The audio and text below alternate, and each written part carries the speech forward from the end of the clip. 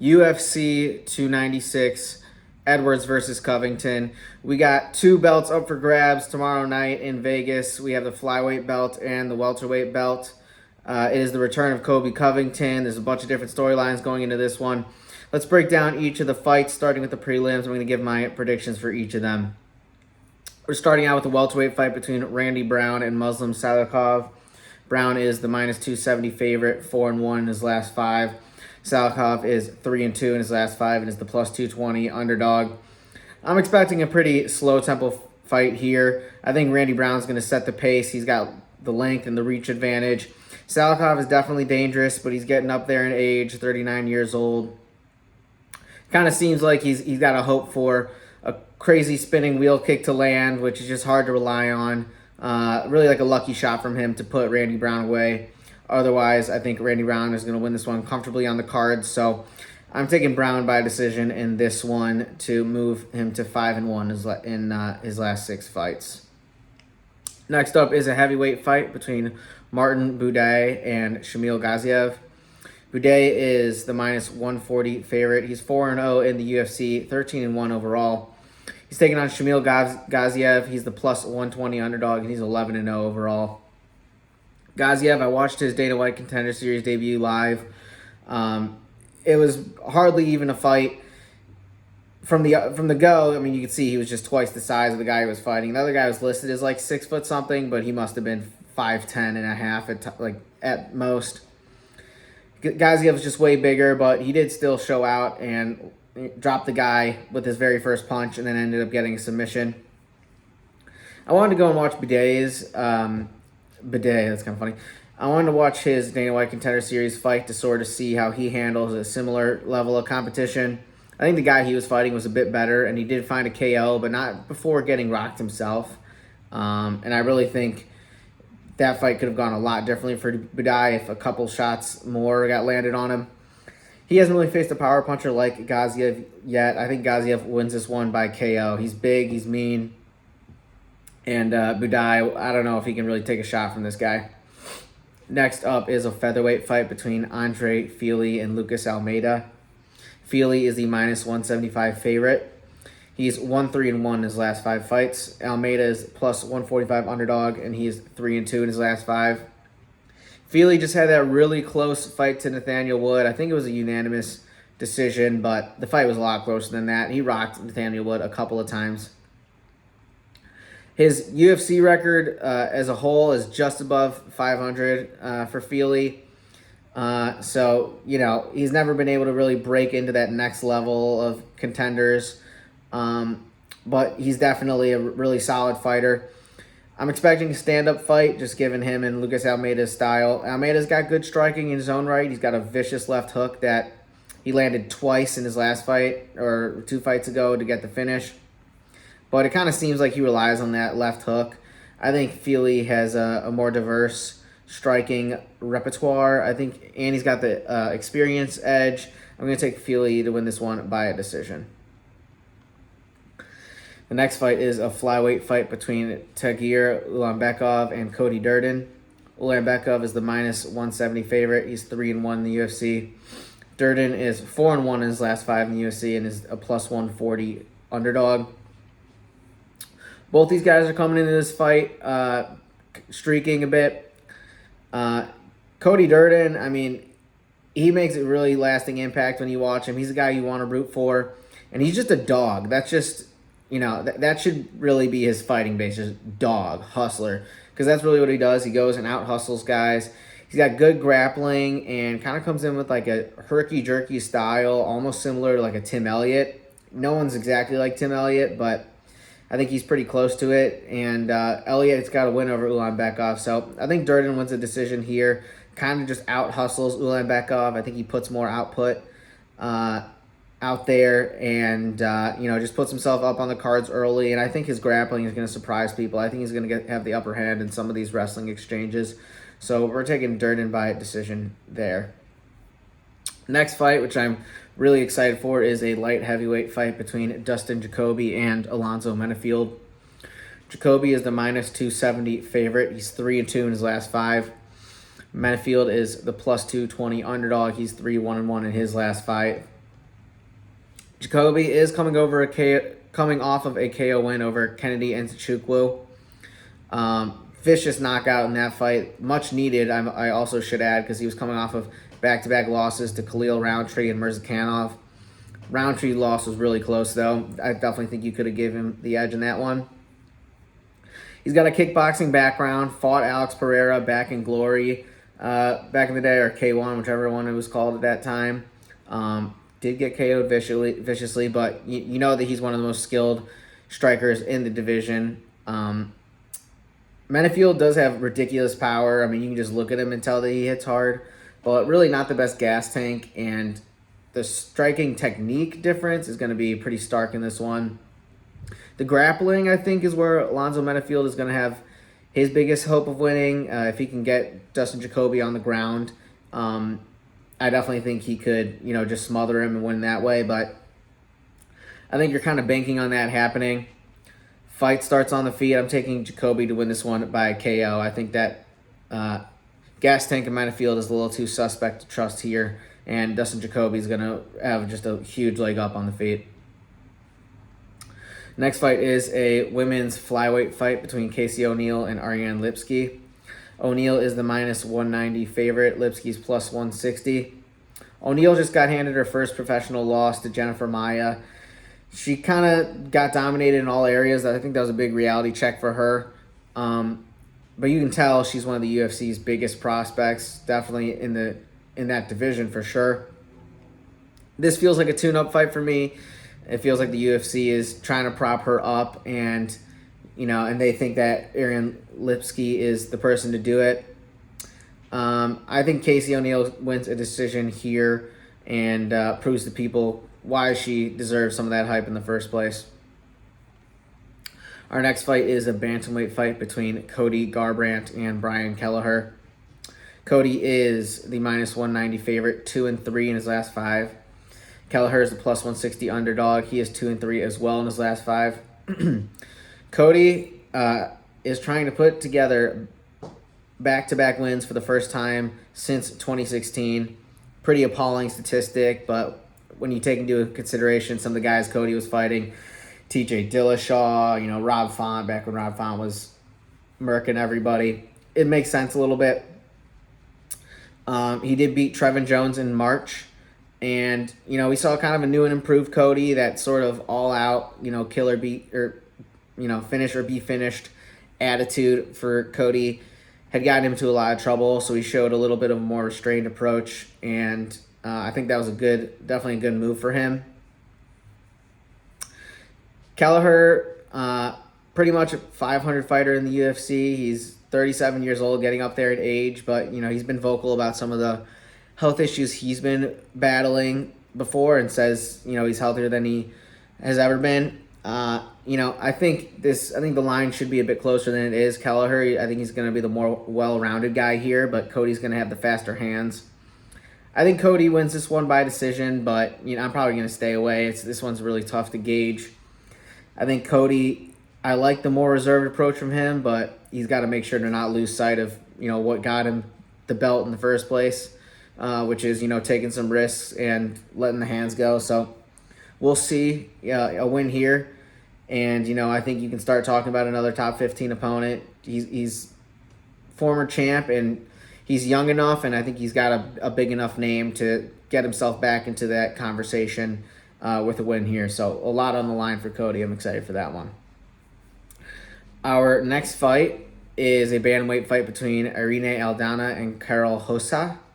Aldana is the minus 190 favorite, 3-2 in her last 5. Rosa is the plus 160 underdog, 3-2 in her last 5 as well. Aldana's coming off a title shot versus Amanda Nunes. Got dominated in that fight. It was Nunes' retirement fight. And it kind of ended or pretty much summarized Nunes' career, just being untouchable, destroying just about everyone, save for that one, mishap versus Pena.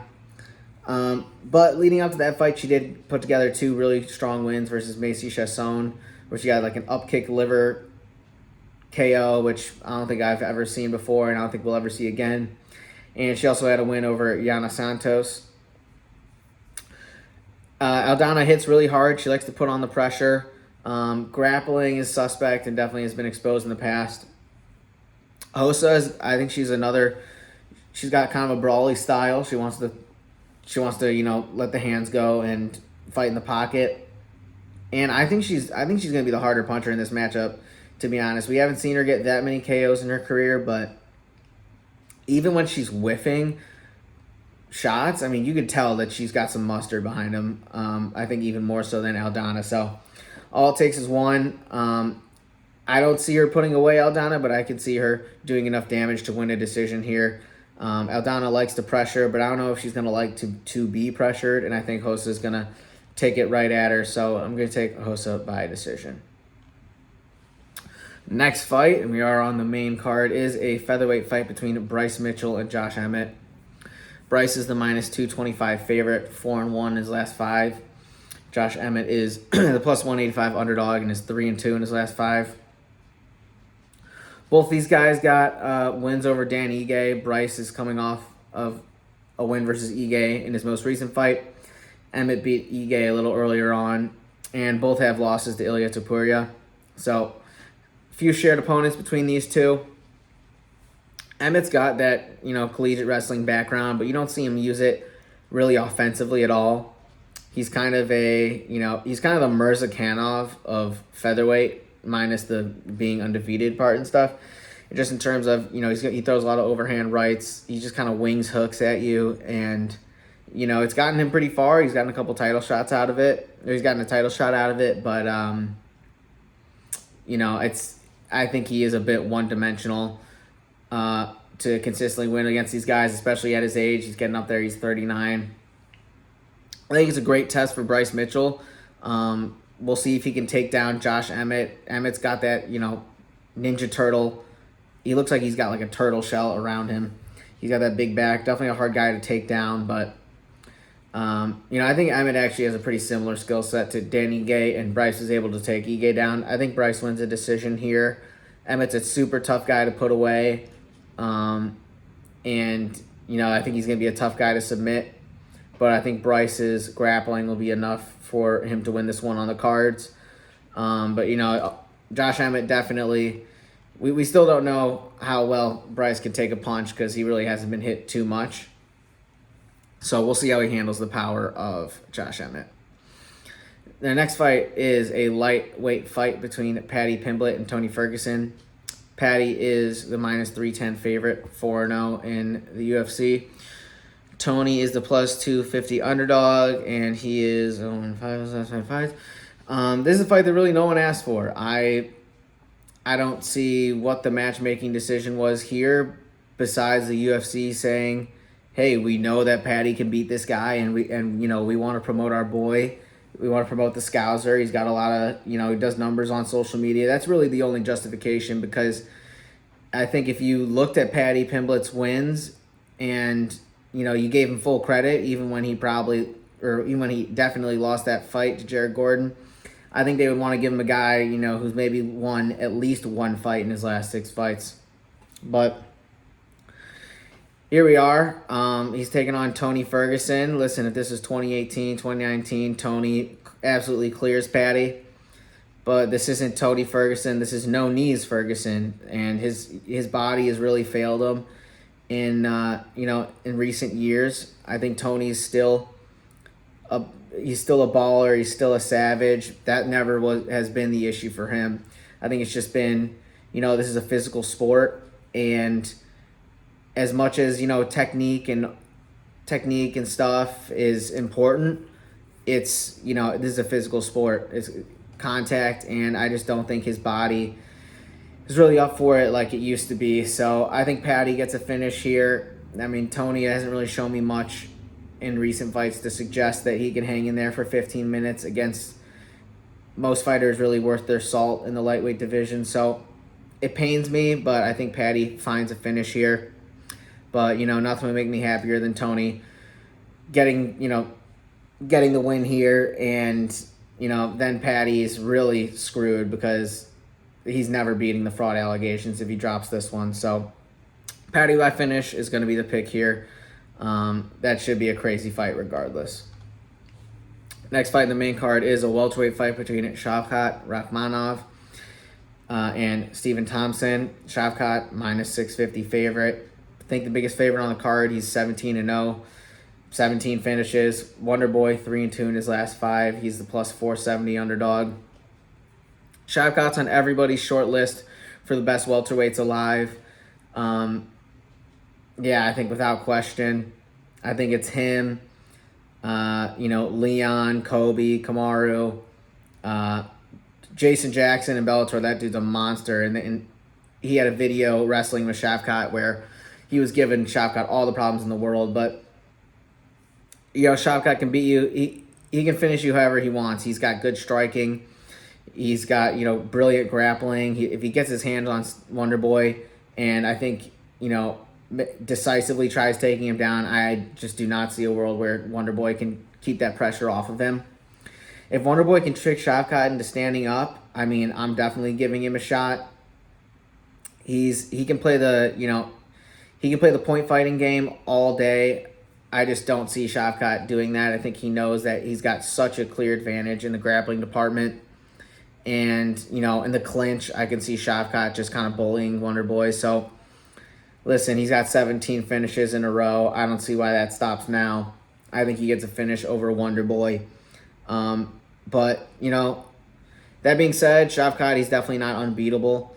That Jeff Neal fight, I think, was a lot closer than... I think people forget how close that fight because Shavkat submitted him and, and in a vicious fashion.